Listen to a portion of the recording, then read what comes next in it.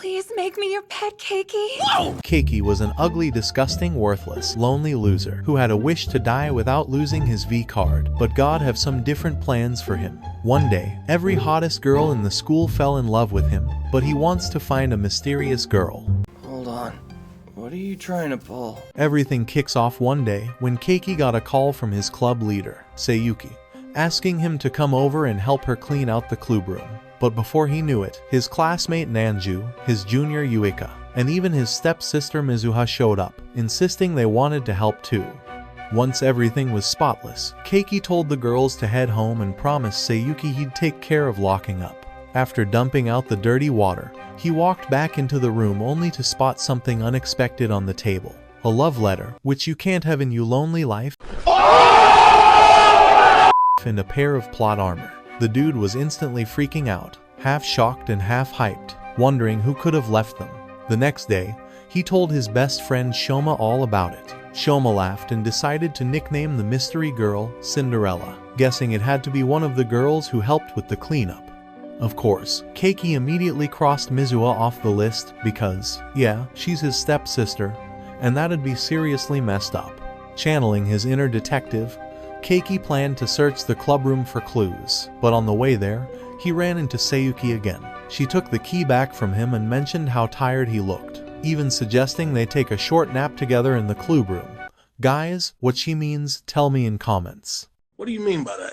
Keiki awkwardly turned her down, just like you who always ignore girls, and excused himself for class. Later that day, while heading home, he ran into Seyuki at a park playing with a dog. When the dog ran back to its owner, she admitted she felt kind of jealous watching them. Then, out of nowhere, she asked him to pat her head since she'd worked hard on something she'd submitted. He gave in, and as soon as he did, Seyuki leaned in and kissed him on the cheek before walking off, leaving Keiki standing there, totally stunned and more confused than ever. Later that evening, when Keiki got home, he asked Mizuha if she happened to know who was the last person to leave the clubroom the day before. She thought for a second and said it was Seyuki. The next day, Keiki rushed to the clubroom, ready to ask Seyuki about the whole plot armor mystery, but then it hit him that bringing it up so directly would make him sound like a pervy sage.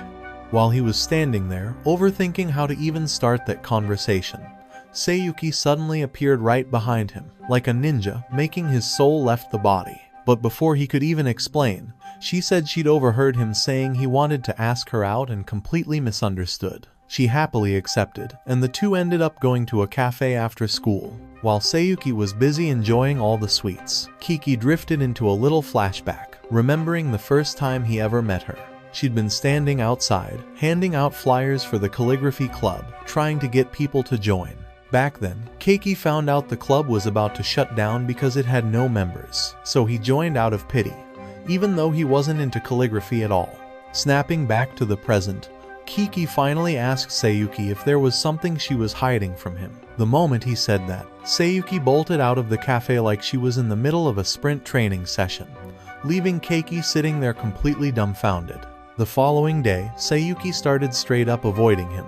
Feeling miserable, Keiki couldn't focus in class, and Nanju eventually called him out, asking why he looked like someone who just got dumped. When he told her that Seyuki was ignoring him, Nanju smirked and said if he really wanted to get her attention, he should grab her and ask. Keiki immediately said that kind of thing would just get him kicked where it hurts most. But Nanju shrugged and said it'd only work if the girl actually liked him. Hearing her talk about romance caught Keiki off guard, and when he teased her about "you are fatso," herself pinched him and stomped off. On his way home later that day, Keiki ended up spotting Seyuki again. So he ran after her and pulled off a bold move straight out of an old movie, and grabbed her with a wall slam. To his surprise, she didn't freak out or get mad at all. Taking a deep breath, Keiki decided it was now or never. Yeah, boy. He told her straight up that he'd figured out her secret. Seyuki froze, clearly shocked, and quietly asked if he hated her because of it. But Keiki shook his head and said he didn't. Hearing that made Seyuki's face light up, and she told him to meet her in the clubroom after school the next day. When Keiki showed up, though, he was not ready for what came next. Even I guys couldn't accept this. Seyuki calmly took off her top, pulled out a collar, and straight up asked him to be her master. What? Keiki's brain just short-circuited his elegant, well-mannered senpai. have this kind of fantasies? Tell me in the comments, do you like this kinds of fantasies? We must stay focused, brothers. We must stay focused. Everything suddenly clicked, why she'd been jealous back at the park, why she acted so flustered. Sometimes it all made sense now. But poor Keiki was way too stunned to process it, just like some of my viewers. So in the end, he gently turned her down, completely overwhelmed by what he'd just learned. The next morning, Keiki bumped into the club advisor, and she casually mentioned that the clubroom had been left unlocked after cleaning. That instantly confused him, because he clearly remembered locking it himself. Later that day, while hanging out with Shoma, he brought it up. After thinking it through, the two came up with a crazy theory. What if Cinderella had actually been inside the clubroom when Keiki found the love letter and plot armor, and slipped out right after he left? Shoma then asked how Keiki's investigation into Seyuki was going. Keiki just sighed and said it was going nowhere, conveniently leaving out the part where Seyuki had shown him her unique side and asked him to be her master. Out of nowhere, Keiki then asked Shoma what he thought about calling a girl his pet. Shoma stared at him like he'd lost it and laughed. Bro, this is the fantasy of every viewer who is currently watching. Stop it. Get some help. Keiki said he was only curious and didn't mean anything strange.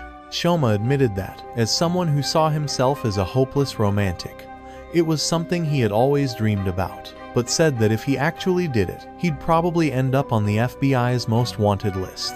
Keiki agreed that Shoma was acting suspicious but didn't say anything more, wondering instead what else Cinderella had planned for him.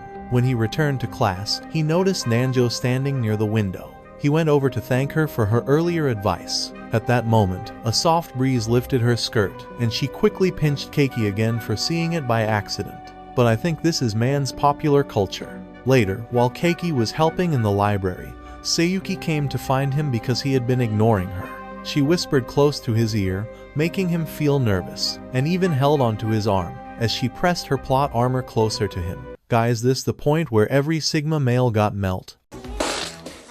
Tell me in the comments, guy, would you melt here? Before things went further, Yuika arrived and stopped her.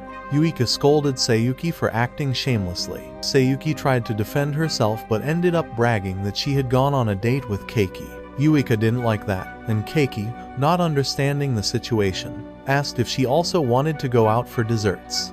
Annoyed, Yuika called him an useless idiot and ran off, leaving him confused about what he had done wrong. Keiki then asked Seyuki to leave, but she ignored him and looked for a book about training dogs instead. After she left, Yuika asked Keiki if he and Seyuki were dating since he was always kind to her, and she often talked about him. Keiki told her they weren't dating. Hearing that, Yuika asked if he would go on a date with her on Sunday. That night, Mizuha suddenly stormed into Keiki's room while he was zoning out, overthinking his date, and playing like a baby with Cinderella's plot armor.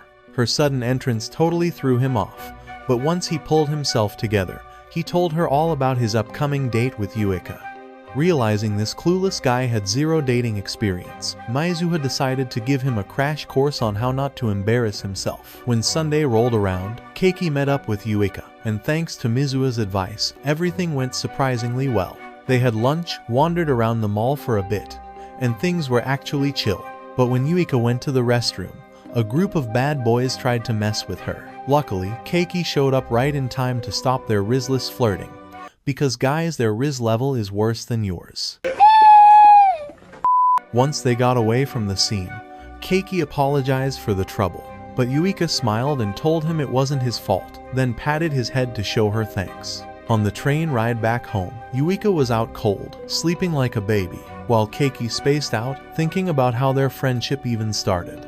Back then, everyone at school used to avoid her like she was some kind of curse. But Keiki, being totally captivated by her looks, couldn't help but keep trying to talk to her. Because he is only one thing I can't explain here. Yuika did her best to brush him off, but he just wouldn't give up like a moth chasing a light he couldn't reach. Over time, she slowly began warming up to him, smiling more, and eventually, they became real friends. Back to the present, Keiki couldn't stop wondering if hanging out with Yuika every day would be just as fun as their date, especially if she really turned out to be Cinderella. The next week at school, while chatting with Shoma about how it went, Yuika texted him, asking him to meet her in the library's storage room.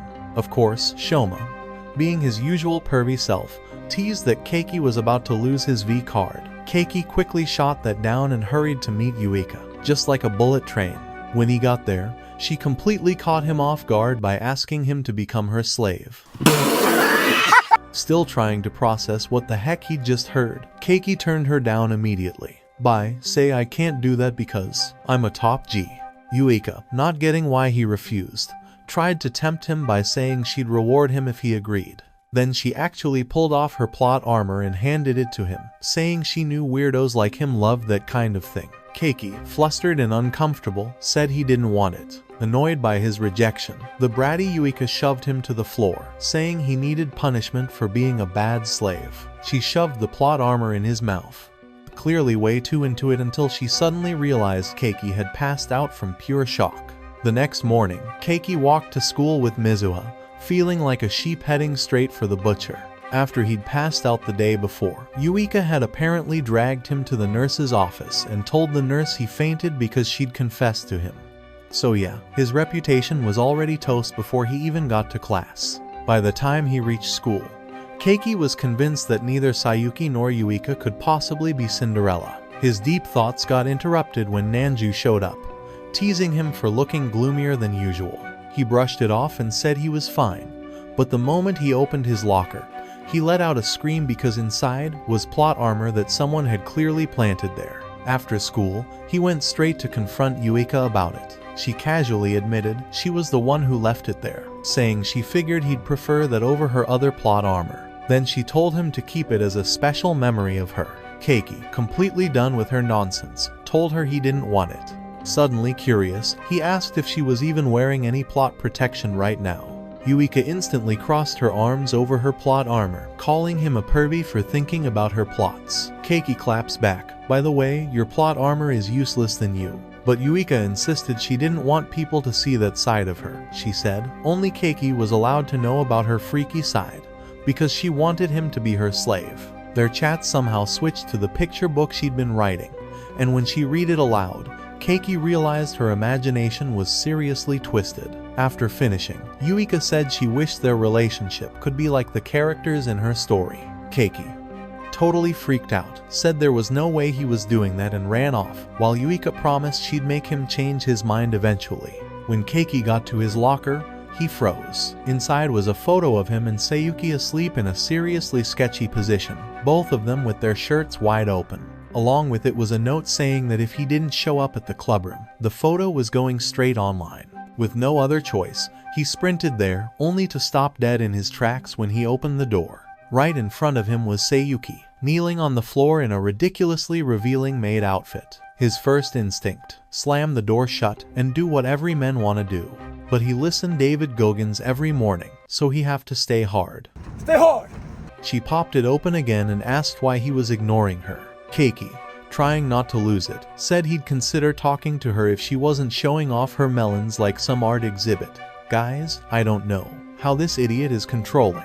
Looking away, he asked, "Do you have OnlyFans?" Seyuki explained that after reading a certain book she borrowed from the library, she learned that maids were like the modern version of loyal pets, so she decided she wanted to be his. But do not fall in this trap. They are not loyal.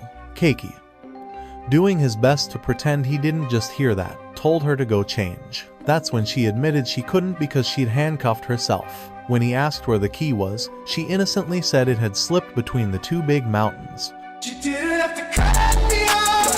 which are clearly visible already. She begged him to reach between the mountains and grab it. But Keiki backed away immediately, saying he wasn't about to risk his life for that and don't go between the mountains. Keiki suggested getting another girl to help, but this crazy girl refused right away. Instead, Seyuki started making playful, teasing noises and begged him to do it himself, saying she couldn't hold it any longer and really needed to use the bathroom. Keiki froze, completely unsure what to do, but after a long sigh, he climbs all the mountains and reached into the heaven and grabbed the key. The entire time, Seyuki was making weirdly happy sounds, like she was having bull ride. But guys, this is a different kind of a bull. What do you mean by that? After she finally got free, Seyuki deleted the embarrassing photo and immediately clung to his arm, saying that was her way of claiming him. Keiki just stared at her like she was absolutely insane. But that didn't stop her. If anything, she looked even more thrilled, clearly enjoying every second of being treated like that. Pulling himself away, Keiki demanded to know why she had to use blackmail just to get him to come to the clue room. Seyuki confessed it was the only way she could make him see her since he'd been avoiding her ever since her wild confession. She begged him to give her another chance and promised that if he agreed to become her master, she'd do whatever he wanted because she belonged to him. For a brief moment, the offer almost got to him. His inner devil popped up, whispering about how lucky he'd be to have a loyal and girl like Seyuki for his satisfaction. But then, his angel side appeared too, telling him not to give in to temptation, because you are God's favorite child. In the end, Keiki listened to his better judgment and told Seyuki that he couldn't say yes unless there was real love between them. Now guys, I got why he is a V-card holder. After that, he took off running down the hallway, so fast he didn't even notice Nanju as he sped past like flash. A few days later, during lunch, Shoma asked Keiki how his Cinderella investigation was going, which instantly made him think back to Seyuki and Yuika's wild confessions. With a tired sigh, he said he was sure neither of them could be the mysterious girl.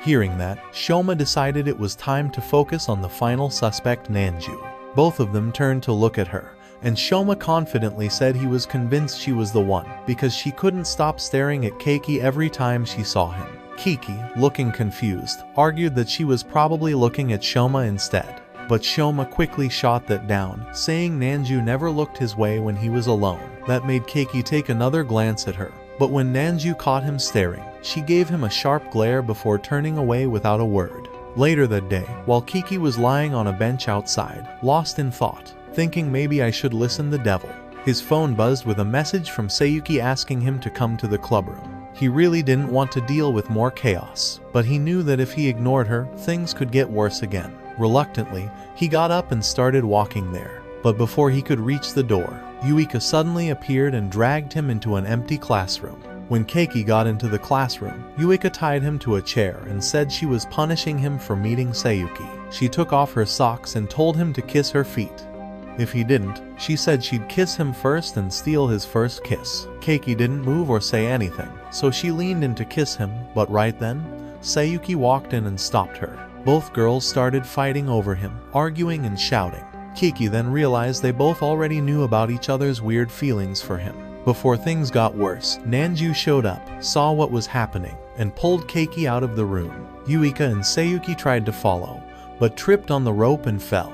In the hallway, Nanju got angry at Keiki for hanging out with Yuika and Seyuki, which really surprised him. The next day, Keiki tried to talk to her about it, but Yuika showed up and interrupted.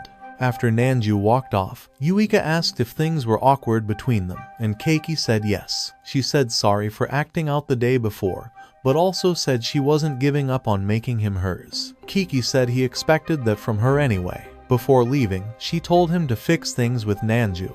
Later in class, Keiki saw Nanju sleeping and wanted to talk to her. But then, Seyuki texted him to come to the clue room. He decided to go. When he got there, Seyuki asked how things were with Nanju, and he said not great. She apologized for acting weird and said she'd only act that way when it was just them. She also told him to make peace with Nanju, which surprised him because he thought she'd be jealous. Seyuki said she only wanted to keep her master's friendships safe. When Keiki went back to class, Nanju was still asleep, so he gently woke her up and asked if she was okay. She told Keiki to stop worrying about her, saying her feelings were none of his concern. He quickly said sorry for getting involved and turned to walk away. But before he could leave, she called out to him and asked if he would actually listen to what she wanted to say. He nodded and told her he would because they were friends. That made Nanju pause and ask if he really thought of her as a friend. Her question made Keiki wonder if he was the only one who saw them that way. Then Nanju laughed and said she was joking. As she headed for the door, she asked if he wanted to hang out sometime. Keiki agreed, saying it had been a long time since he'd spent time with her and Shoma. Later, the three of them went to the arcade together. They played a shooting game, but Keiki slipped, and Shoma grabbed him to keep him from falling. Somehow, they ended up pressed against the door in a weird and awkward position. Seeing this, Nanju took out her phone and started taking pictures while Keiki shouted for her to stop. Meanwhile, Shoma struck poses like he was in a magazine. He even teased Nanju, asking if she was jealous that he could take Keiki from her. She laughed and said she wasn't. After the joke, they helped Nanju win a stuffed toy from the claw machine and took a few group photos before heading out. Shoma rode home on his bike, leaving Nanju and Keiki to walk the rest of the way together. Halfway there, Nanju stopped and thanked Keiki for spending time with her. He smiled and said he was happy too because it had been fun hanging out with both her and Shoma. Then, out of nowhere, Nanju said she liked being friends with them but wanted more. Before Keiki could reply, she asked if they could try being a couple instead of staying as a group of 3. Before he could answer, it suddenly started raining hard. They ran to find a spot to stay dry. While waiting, Nanju noticed Keiki staring at her plots and called him out for being shameless. He nervously said he just didn't expect her melons to be that big. Rolling her eyes, Nanju used her plush toy to cover herself and changed the topic. She asked what was really going on between him, Seyuki, and Yuika. Keiki quickly said it wasn't what she thought, but didn't go into details. Then Nanju asked if he'd ever thought about being in a real relationship. He smiled and said finding love was something he actually wanted the most. Nanju immediately called Keiki shameless, and while he tried to defend himself, she suddenly brought up what happened the previous day. She accused him of letting Seyuki and Yuika fight on purpose, claiming he just wanted to live out one of his cultured fantasies.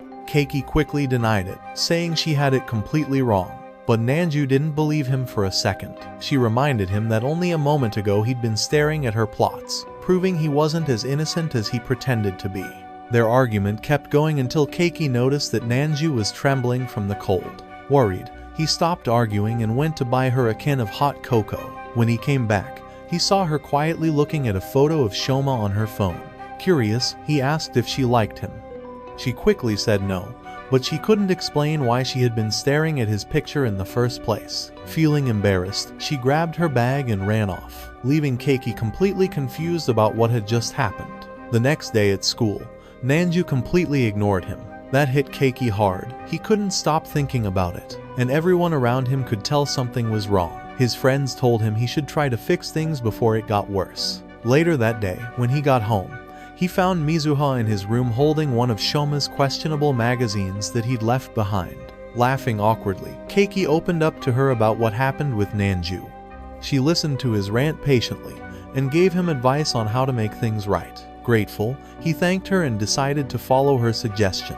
The next day, when Nanju tried to walk past him again, Keiki ran after her and stopped her. Frustrated, she snapped and said he was the reason she'd been feeling so stressed lately. He didn't really understand what she meant, but he apologized and said he'd do anything to earn her forgiveness. After a long pause, Nanju told him exactly what she wanted for the two of them to start dating. Hearing that, Keiki was convinced she had to be Cinderella. But then came the unexpected twist. Nanju said the person she actually wanted him to date wasn't her. It was Shoma. I think guys, this is the biggest scam in the anime history ever. It turned out Nanju was a serious manga lover, just like you guys, someone obsessed with boy love stories. Every time Keiki caught her staring at him and Shoma, she wasn't admiring them, she was imagining them as a couple. To make it even crazier, she had written a full fan story about the two of them. The reason she was angry with him wasn't because of Seyuki or Yuika, but because she thought they were ruining her perfect pairing.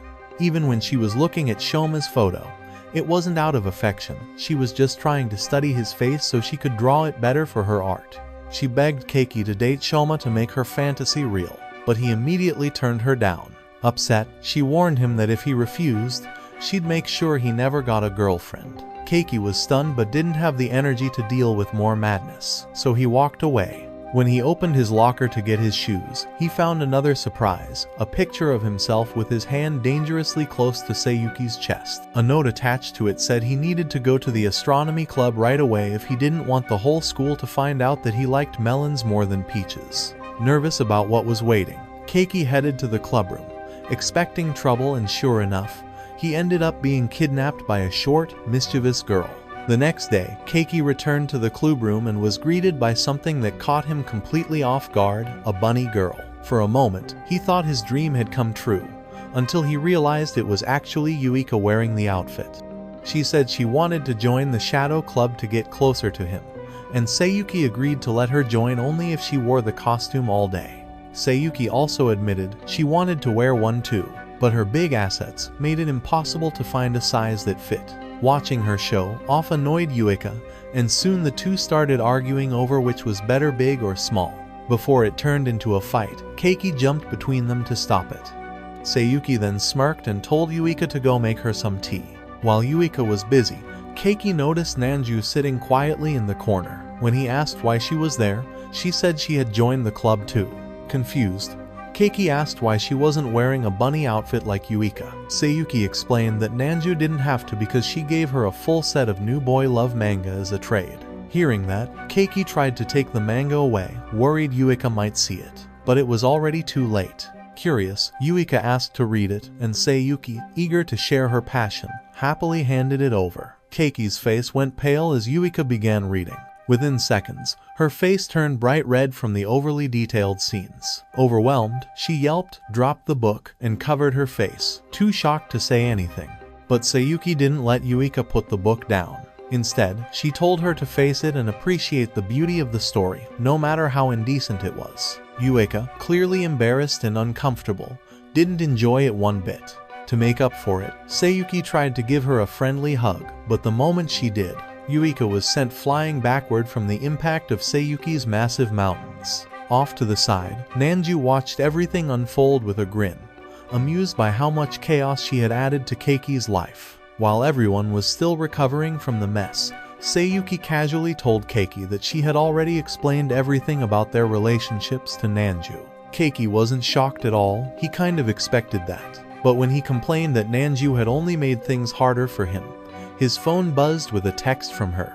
She warned him not to tell anyone about her real motives, or she'd show her special manga to Mizuha. Once things calmed down, everyone tried to focus on their actual club work. Watching them, Keiki realized that the whole group had basically turned into a club full of shameless weirdos. Later that day, as Keiki walked home, he remembered his earlier run-in with the person who had blackmailed him into going to the astronomy club. What surprised him most was how apologetic the girl had been afterward. She admitted that the only reason she did it was because she had feelings for him. Thinking she might be the mysterious Cinderella, Keiki got caught up in the moment and ended up proposing to her right then and there. The confused girl looked at Keiki and asked why she would ever want to marry a ugly, disgusting, worthless, lonely loser like him. Her words shocked him so much that he stumbled backward and accidentally switched on the projector in the room.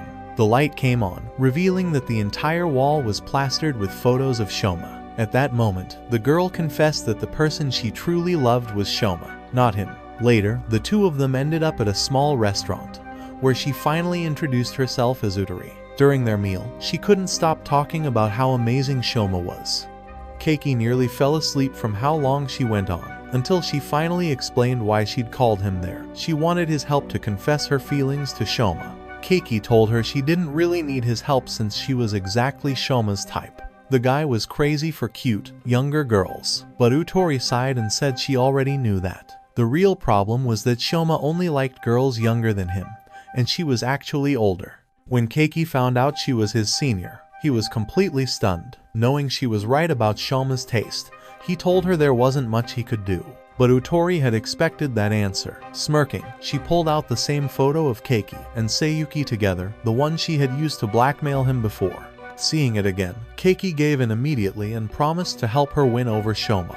Later that day, Keiki ran into Mizuha, who was carrying grocery bags. He bought her an ice cream, and they walked home together. On the way, she mentioned that she needed to take out their summer uniforms because the next day was the start of the uniform change. Once they got home, Mizuha tried on her summer uniform and showed it off to him, explaining that every grade wore the same skirt color. That small detail sparked an idea in Keiki's mind. The next day, he introduced Utori to Shoma. As expected, Shoma's eyes lit up the second he saw her, and he almost lost it when she sweetly called him Senpai. Everything went exactly as Keiki had planned. He'd told Utori to hide the blue ribbon that showed she was a third year under her hoodie, so Shoma wouldn't realize her age. The two chatted happily about tennis for a while, getting along perfectly. When it was time for Shoma to head off to his club, Keiki suggested they take a photo together before he left. After school, Keiki stretched out on his bed, staring blankly at the ceiling, while thinking about his mystery girl, the one who left him the plot armor. It bothered him that she still hadn't revealed herself, and the more he thought about it, the more restless he became. The next day, when he bumped into Utori, She instantly noticed something was wrong and asked if he wanted to talk. After hesitating for a bit, Keiki told her everything about the love letter, the plot armor, and how every girl he suspected ended up being some kind of weirdo. After listening carefully, Utori tilted her head and asked if he'd ever thought that Cinderella might be someone completely new, someone he hadn't met before. That suggestion hit him like a ton of bricks because she might actually be right. But then another problem hit him. How was he supposed to find her without going around asking random girls to try on the plot armor? That would make him look like a total creep. Thankfully, Utori was smarter than that. She suggested they focus their search around the clubroom and ask nearby students if they'd seen anyone suspicious that day. Thinking that made sense, Keiki hurried off to question the Shadow Club girls first.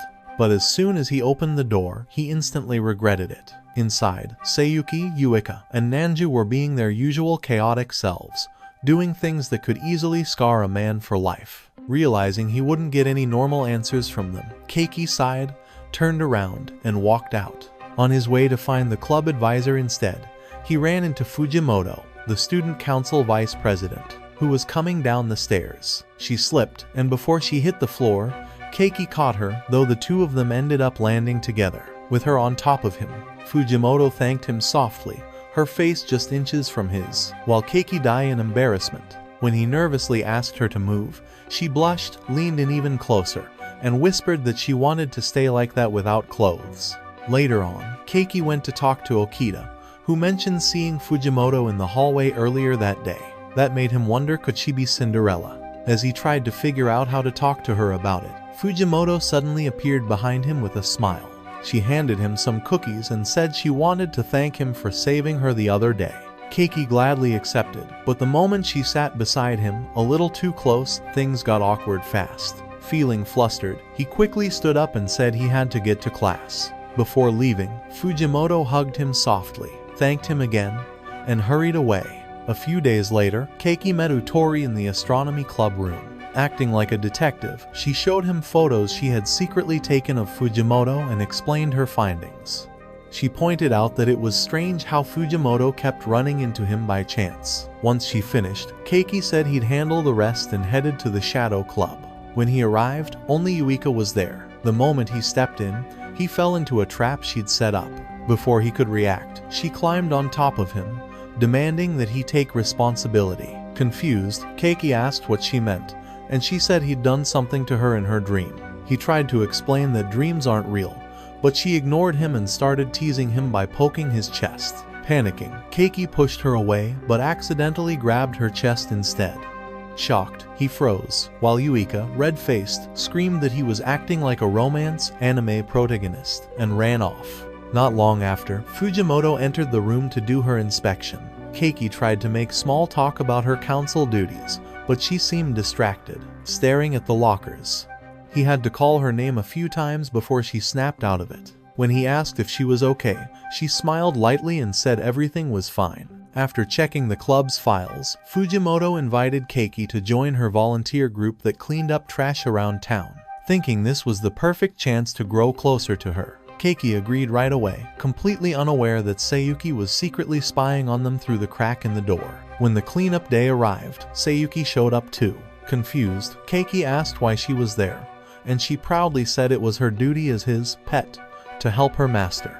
Fujimoto, puzzled by the strange comment, asked what she meant, but Keiki quickly told her to ignore it, saying, Seyuki just had a wild imagination sometimes. As the group walked toward their assigned area, Seyuki started grumbling that Fujimoto was walking too close to Keiki. Fujimoto asked why that was a problem, and Seyuki replied that it was because she belonged to him. Fujimoto misunderstood, assuming they were dating, but Keiki hurried to correct her. Hearing that he wasn't with Seyuki made Fujimoto bolder. She suddenly grabbed his arm and pressed it between her plots. Feeling competitive, Seyuki claimed that Keiki preferred larger melons like hers, but Fujimoto smirked and said smaller ones were better since they could hold their own shape.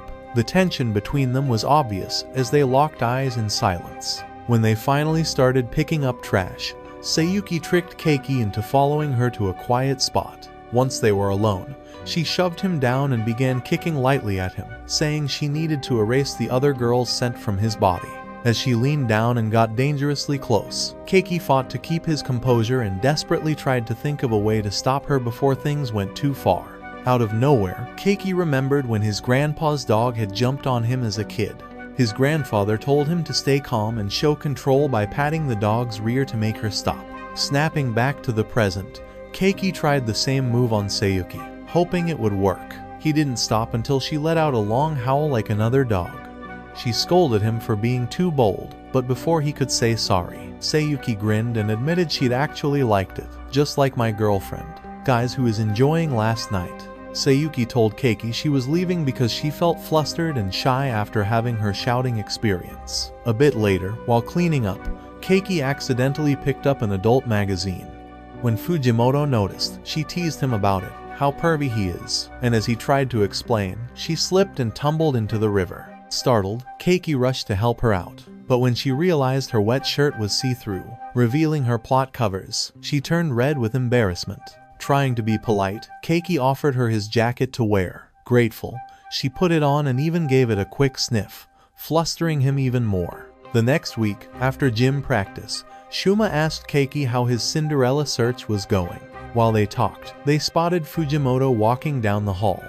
Keiki tried to greet her, but she hurried off, saying she was busy. Later, she invited him to the student council room, where she served him pie and tea to thank him for lending her his jacket.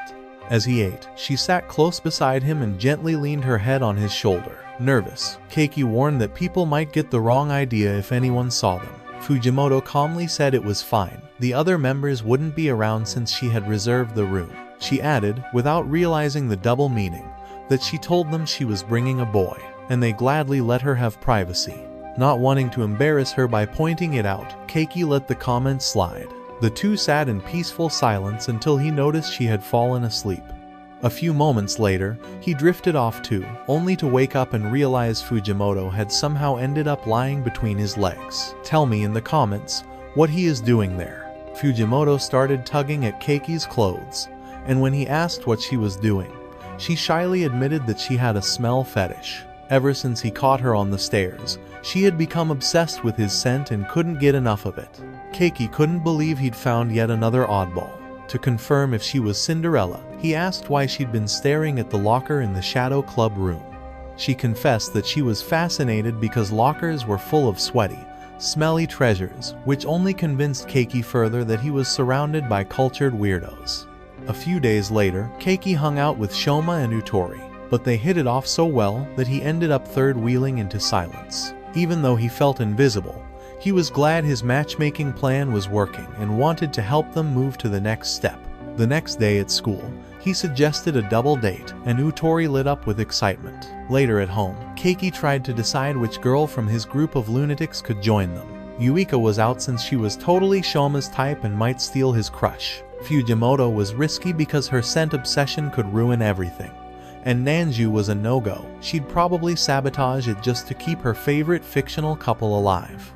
In the end, he settled on Seyuki as the safest option, though she nearly blew his plan the moment Otori called Shoma senpai. Keiki quickly covered Seyuki's mouth and came up with a weak excuse, which Shoma somehow believed. After that, he quietly explained the situation to Seyuki, then bought her a snack as a bribe to make sure she kept quiet. She happily agreed, promising not to say a word. When it was time to bowl, Seyuki admitted she wasn't used to handling balls, leaving Keiki blinking in disbelief. He asked why she even joined the date if she knew her only real athletic skill was the indoor workout type. Seyuki simply smiled and said she came because she wanted to be a loyal servant. Although Seyuki wasn't confident, she wanted to try and suggested adding a fun twist to the game. Curious, Keiki asked what she meant. She explained that whoever won could draw on the loser's face, and they couldn't clean it until they got home. The third place player would also have to obey one command from the winner. Keiki didn't like the idea, but since Utori and Shoma agreed, he couldn't argue. Once they started, Seyuki was stunned by Utori's skill, while the guys cheered her on. Utori said she often bowled with her family, which impressed Keiki. Meanwhile, Shoma struggled, so Utori offered to help him.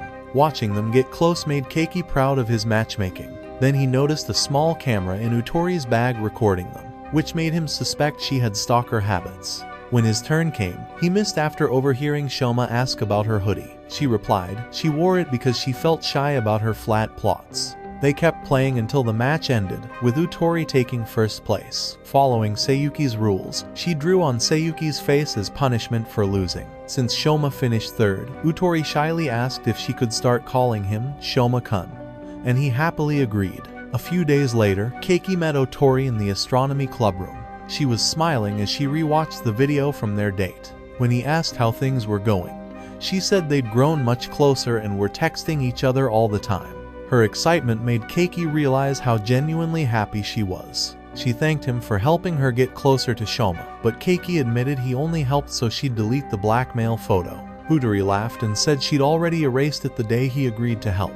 She then announced that she was finally ready to confess to Shoma, certain it would go well because she was wearing pink plot armor. The logic made Keiki raise an eyebrow, so he asked why that mattered. Utori explained that lots of girls at school believe pink plot armor brought good luck when confessing to their crush. Keiki asked Utori how she planned to confess, and she said she wanted to be honest and tell Shoma everything. Keiki doubted it would work but didn't stop her. After school, he quietly followed them from a distance. They walked together until Utori stopped and pointed out they were standing where they first met a year earlier. She reminded Shoma how he'd helped her catch her hat when the wind blew it away. After her short recap, she took off her hoodie, showing her blue ribbon, and confessed her feelings. Sadly, Shoma rejected her, saying he couldn't date her because she was too grown up for him. Heartbroken but calm, Utori walked away without a word. Feeling guilty, Shoma went to a nearby park and sat on a swing. Keiki joined him soon after, admitting his part in her plan. He told Shoma straight up that he was dumb for rejecting such a good girl just because of his weird crush on younger-looking ones. Shoma thanked him for being honest and said he had never forgotten Utori since they first met. He confessed he often returned to that same place, hoping to see her again, but didn't recognize her because her hair was longer. Realizing he had hurt her made him feel worse than he expected, because he really did enjoy being with her. Later, Keiki found Utori sitting alone in the dark astronomy room.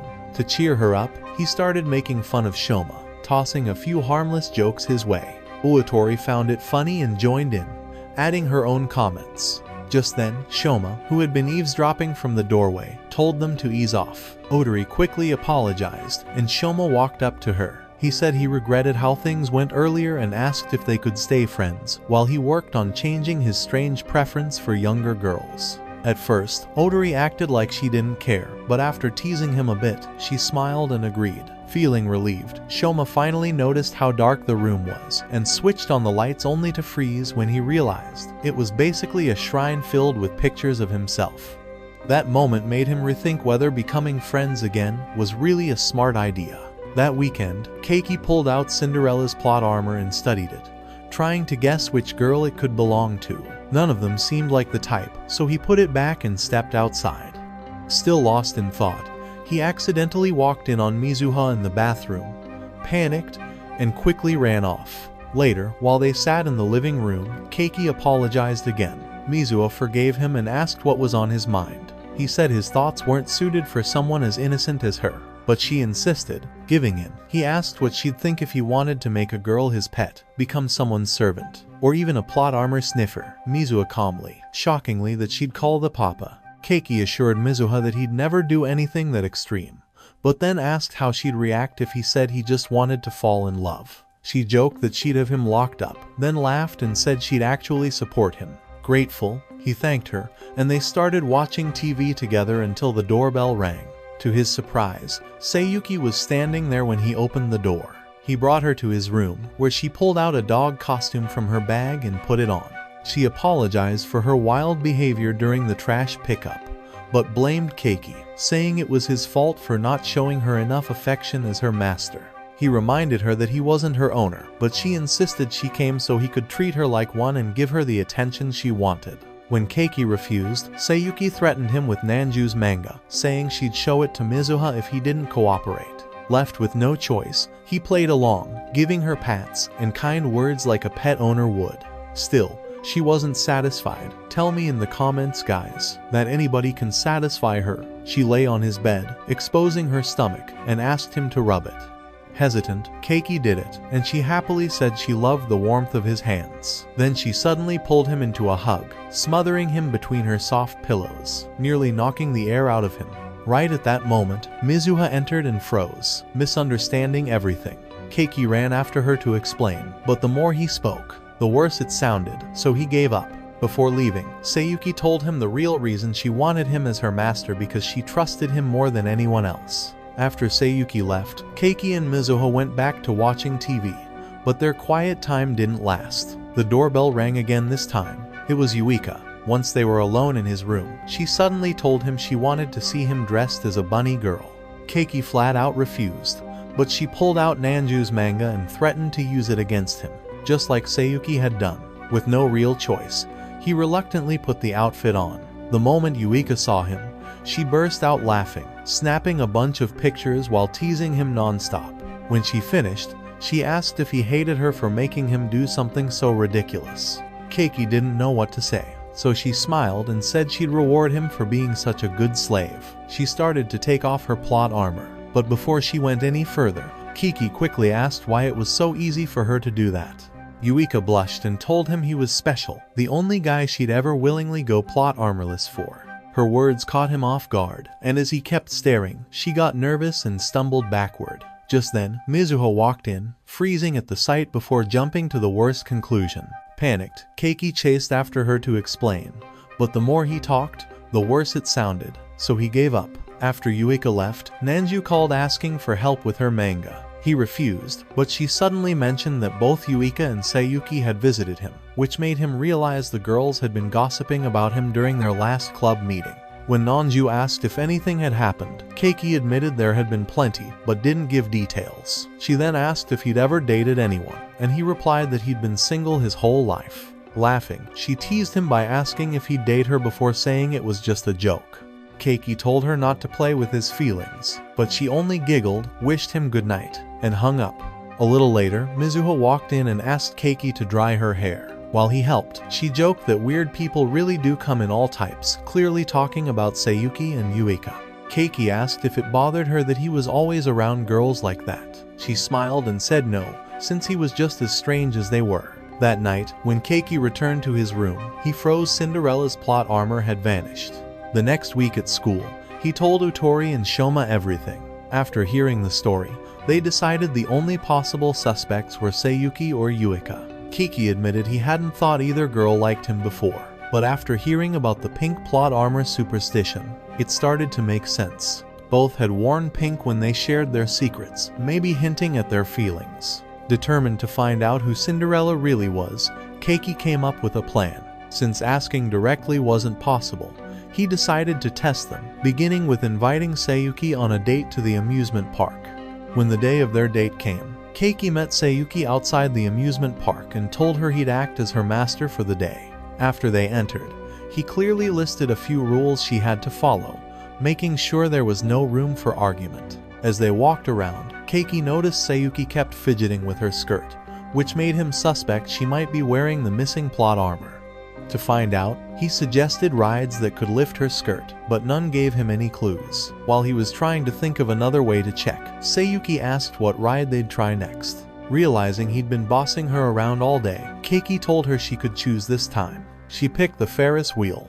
As they rose higher, she suddenly pulled out a collar and leash and asked him to put them on her. He did, and she smiled, thanking him for humoring her odd fantasies, before shocking him by licking his cheek. After they got off, Keiki decided to stop his investigation since nothing had worked. Seyuki then asked why he'd agreed to be her master. He explained that he just wanted to understand her better, and even though his plan failed, he couldn't deny that the two of them had grown closer. All of a sudden, Keiki remembered something important and grabbed Seyuki's hand, leading her off without explaining. She looked confused, but soon gasped when she realized where he'd brought her a shadow art exhibit that featured her own work. Her piece was displayed proudly among the others. Keiki congratulated her, saying she deserved the recognition. But Seyuki, flustered, brushed it off, insisting it wasn't anything special. He smiled and gently patted her head, refusing to take back his compliment. As they exited the hall, Keiki asked why she had chosen him to be her master. Seyuki admitted that after he joined the club, she started getting attached to him. She thought he would accept her weird side, so she'd confessed her feelings, even though he turned her down. Despite that, she said she never regretted being honest because she trusted him completely. Later, while walking her to the station, Seyuki playfully asked him to lead her like a pet, and he went along with it.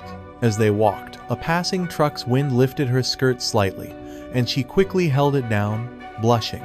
Watching this, Keiki decided that if he didn't confirm what she was hiding, he'd never solve the mystery. When they reached a bridge, he suddenly stopped and told her to lift her skirt. Seyuki froze, stunned by his demand, and tried to refuse, but he stayed firm. Embarrassed, she hesitantly obeyed, and when she did, Keiki was left speechless. She wasn't wearing any plot armor at all, and guys, that's why I skip editing on that night. When Keiki got home, he was still in shock from what he'd seen. Without thinking, he asked Mizuha if it was normal for girls to go without plot armor. She gave him a confused look and said, "Of course not." The next morning, an awkward silence filled the air when Keiki bumped into Seyuki by the lockers. Clearly uneasy, she admitted that yesterday's situation made her realize how questionable her behavior had been. She promised not to repeat it and said she'd try to understand his words and follow his lead from now on. Later that day in the club room, Seyuki avoided Keiki's gaze, though she couldn't stop herself from sneaking glances at him. Yuika, noticing her odd behavior, asked Keiki if something had happened between them. He denied it, but being her usual curious self, Yuika went to ask Seyuki instead. Blushing, Seyuki refused to answer, saying it was too embarrassing. Yuika laughed and said they were acting guilty, like they'd done something scandalous. After that, she returned to Keiki and asked him to help her with math for their upcoming exams. While tutoring her, Seyuki silently tried to keep herself calm, writing the word patience over and over in her notebook. Spotting this, Yuika decided to tease her. She forced Keiki to sit and leaned on him, waiting for a reaction. When Seyuki didn't move, Yuika went further and sat on his lap. Still no reaction.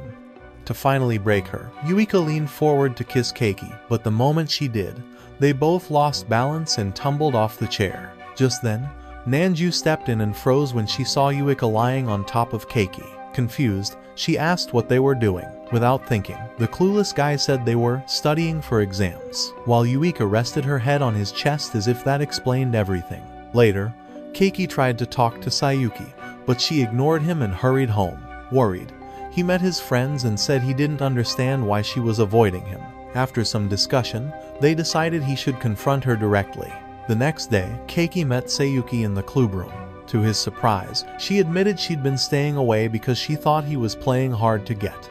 When he asked what she meant, she explained that since he hadn't said anything about seeing her exposed, she assumed he was punishing her in silence and spending time with Yuika to make her jealous. Keiki denied it, but she refused to believe him, so he dropped the topic. Wanting to confirm something, he asked if she'd taken any of his plot armor. Unexpectedly, Seyuki confessed and said she was even wearing it. Shocked, Keiki lifted her skirt to check, only to find she wasn't wearing plot armor at all. She had on his boxers instead. When Keiki asked why Seyuki had his plot armor, she shamelessly confessed that she'd searched his room for dirty magazines, found nothing, and took it instead because she wanted to feel his warmth. Leaving the club room, Keiki sighed in relief that Seyuki was back to her usual weird self, even if his hunt for the mysterious plot armor had gone nowhere. Outside, he spotted Yuika standing in the rain, so he shared his umbrella and walked her home. When he tried to leave, he sneezed, and Yuika insisted he come inside for hot tea.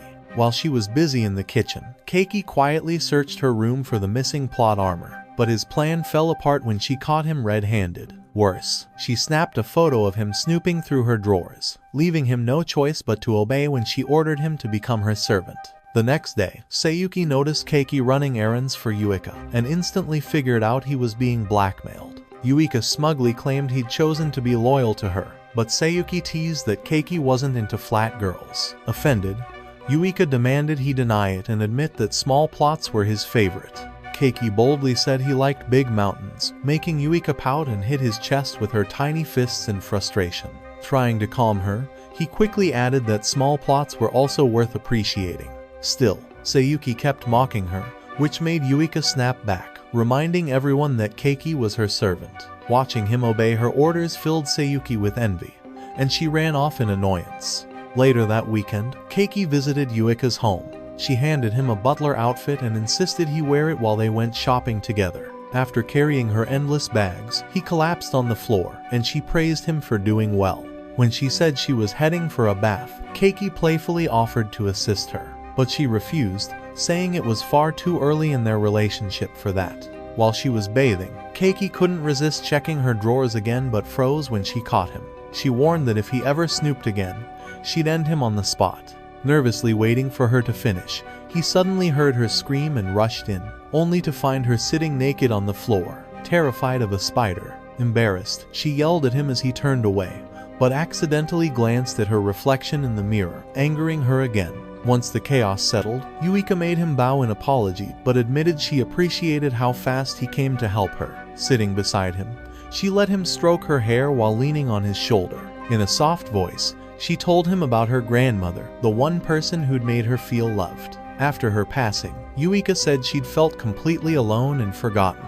Ever since that day, Yuika avoided getting close to anyone because she thought it was safer not to depend on others. Less pain if they walked away.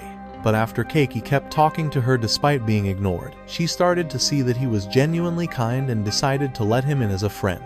Realizing what she'd just admitted, she blushed hard and tried to leave the room, only to trip and land on the bed beside him. Flustered, she attempted to laugh it off, but Keiki's sudden serious expression made her freeze, thinking he might try to kiss her. Instead, he reached under her pillow and pulled out his plot armor, demanding to know why it was there. Caught off guard, Yuika confessed that she had snooped around his room during her visit and accidentally took it with her.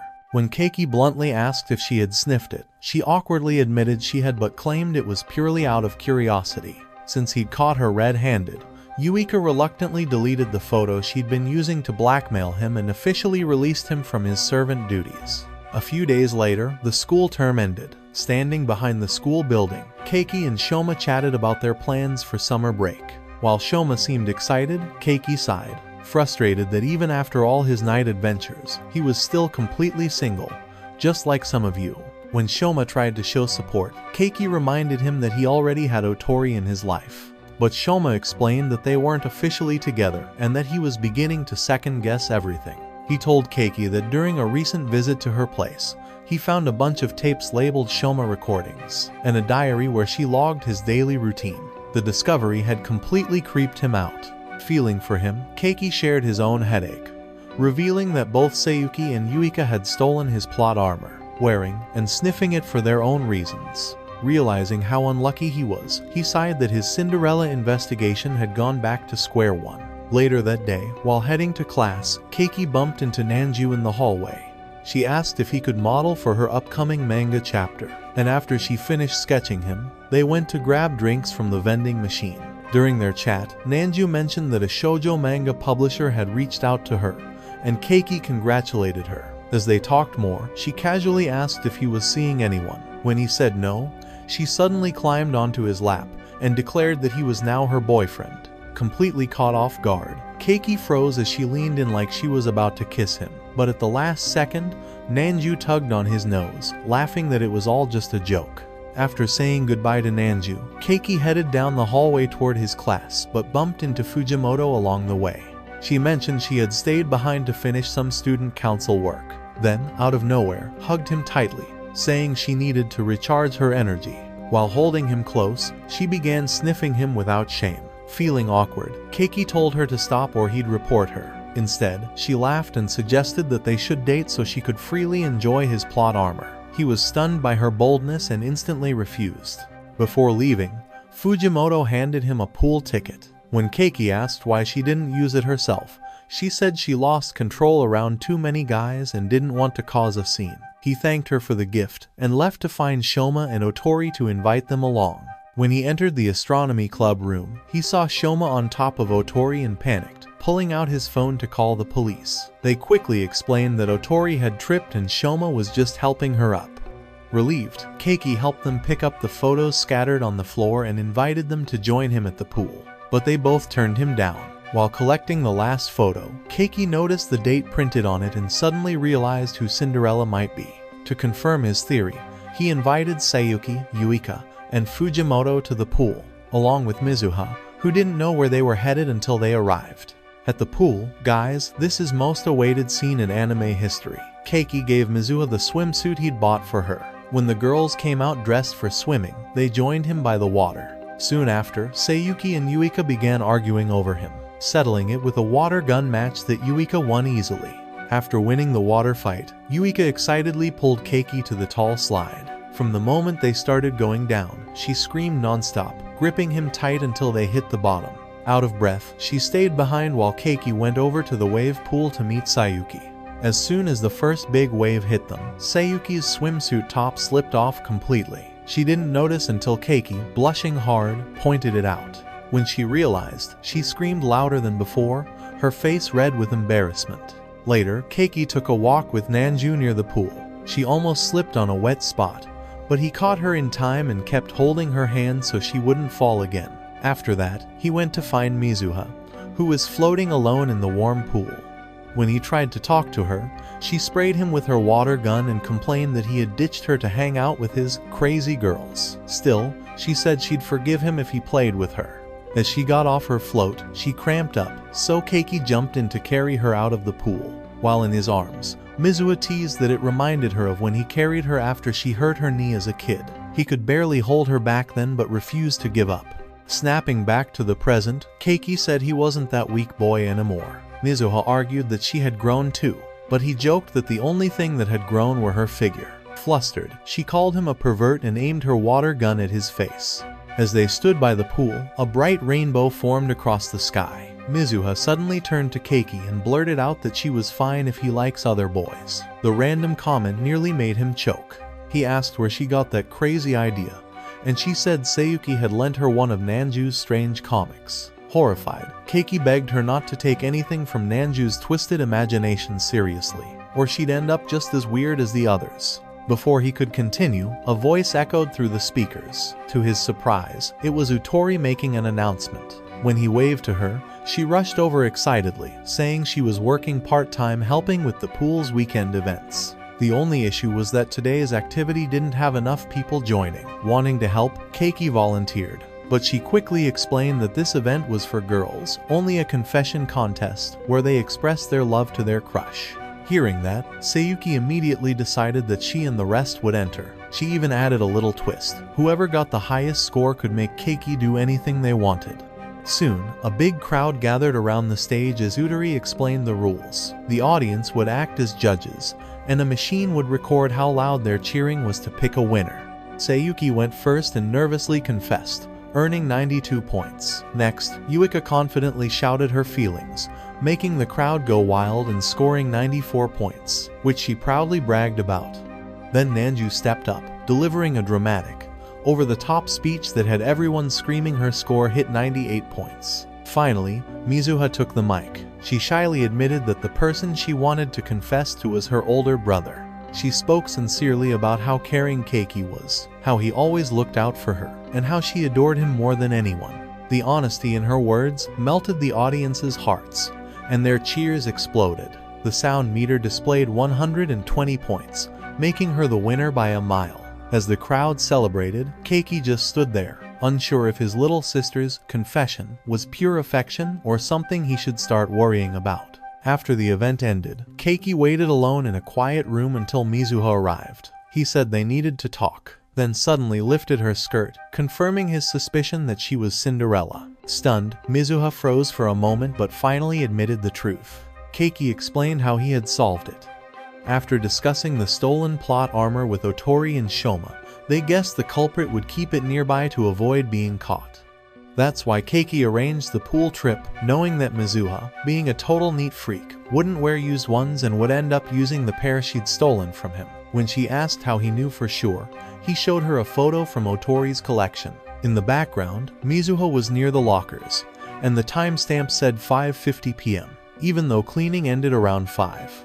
That meant she had come back later to leave the letter, hiding when he entered. He admitted that he hadn't suspected her earlier only because they were siblings. Realizing she'd been caught, Mizuha confessed everything. She said she wrote the letter because she was too afraid to speak her feelings directly but hoped he'd understand through her words. Keiki told her her feelings were wrong since they were family. but she disagreed, arguing that being only 5 months apart didn't make them truly related. Before he could respond, she kissed him. He pulled back, but she said she didn't regret it and that loving him wasn't a sin. The next morning, Keiki woke from a bizarre dream where he'd married Seyuki and proudly flaunted their cultured romance to everyone. Relieved it wasn't real, he sat up only to see Mizuha beside him. Before he could react, she kissed him again.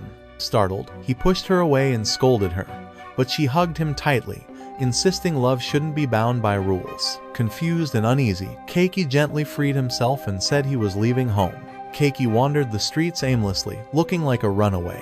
As he walked, he remembered talking with his father about Mizuha. His dad had mentioned that they weren't real siblings and was surprised that Keiki didn't recall it. The truth only made him feel worse. Frustrated and lost, he called Shoma and Otori to meet at a cafe.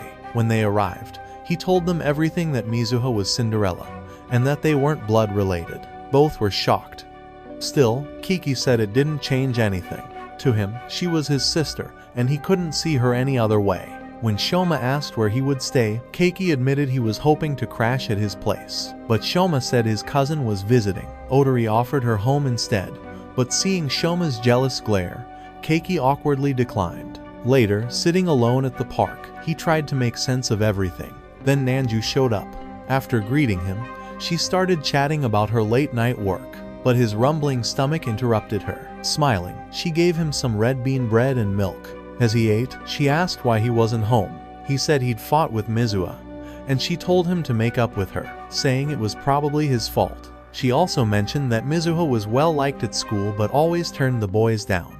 Keiki was surprised but didn't respond. Meanwhile, Mizuha worried at home when he didn't answer her calls. She searched for him but never found him. By the time Keiki returned, soaked from the rain, he was burning with fever and fainted at the door. Panicking, Mizuha helped him into bed, then went to make porridge. When Keiki woke later, Seyuki was sitting beside him.